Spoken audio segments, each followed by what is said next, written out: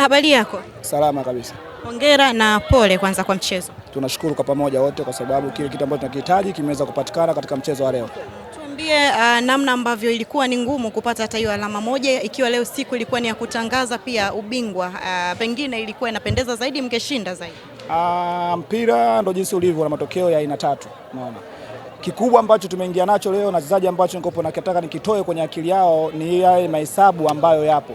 Mahesabu hao yakiwepo alafu kaingiza kichwani alafu uangalie timu unayocheza nayo ni timu ya aina gani, inakuwa ni ngumu kidogo. Kwa hiyo nikopo naimiza kwa wachezaji wangu, kwa maana twende na rhythm yetu ya kwenda kutafuta point 3, lakini tusende na rhythm kwamba lazima leo tushinde, leo tutangaze ubingwa. Kwa hiyo tumeenda na akili kwamba tunakwenda uwanjani kushinda na kutangaza ubingwa pasipo kuangalia timu unayocheza nayo ni aina gani. Tausi ni timu nzuri sana ambayo inaweza kufanya maki, inaweza kuplay kile ambacho tunafanya, lakini kikubwa tunasema kwamba mechi hii imekwisha, tumepata gawana point kwa sababu ni timu kubwa, ni timu ambayo zote zenye uwezo. Lakini wapongeze wachezaji kwa kile ambacho wamekifanya, makosa ambayo yametokea tunakwenda kuyafanyia kazi, kwa maana sasa hii inatufundisha kuja na ile akili kwamba mechi ya kushinda lazima tushinde tuweze kupata ubingwa. Ubingwa ni wa Simba. Tunaupata vipi? Ni kubaki katika rhythm yetu ya kucheza, katika kutumia nafasi tunazozipata na kutengeneza nafasi za kwenda kushinda. Kwa kikubwa nasema kwamba leo tumegawana pointi ya goli 1-1 na timu ya Tausi ya ushindani kwa pone mzuri. Kwa hiyo tunaangalia mechi ile kuja, kwa maana mapungufu ya mechi ya leo tunakuja kuangalia kwenye mechi inayofuata. Mwalimu, kwa mtu ambaye ni mtu wa mpira, anapenda tu mpira, anaweza yeye kwake ni must win game hii mechi, akiangalia Tausi walivyo na vile ambavyo mcheza nao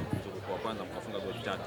Lakini ukiangalia kiufundi leo mcheza nao, ni tofauti gani unaiona kati ya Tausi mcheza nao ile ambayo mlifunga goli 3 hapa? Sasa kwenye mpira ukijibu mtu ambaye anakuja kushangilia kwa ajili ya kupata ushindi tu ni ngumu sana.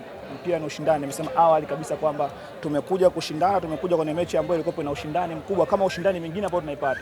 Kikubwa leo ambacho kimetokea ambao ni mapungufu kwetu sisi ya kuweza kutokupaka zile pointi 3 ni ile confidence ya kuja kwamba lazima tushinde na tupate ubingwa. Kwa maana hakuna kibao chochote ambacho kinatokea katika mechi ya leo, kwa maana tumefanya makosa, wametuadhibu, wamefanya makosa, tumeweza kuadhibu.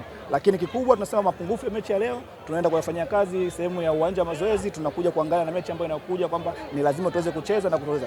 Kikubwa kwenye mipangilio yetu tumesema tunachukua ubingwa pasipo kufungwa. Simba Queens leo haijafunga, imetoa draw, lakini pia imesogeza gap moja. Kama hata mechi inayofuata tukitoa draw bado na bingwa.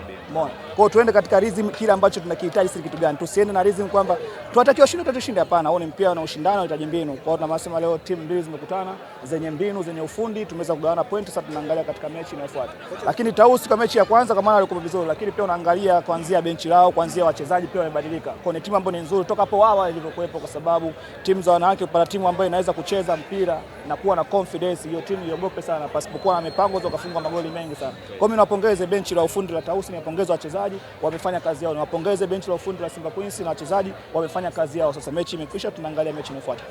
Asante sana mwalimu. Asante sana. Ili kuwa mwanafamilia bora wa Global TV, usisahau kusubscribe, like, kushare na kucomment.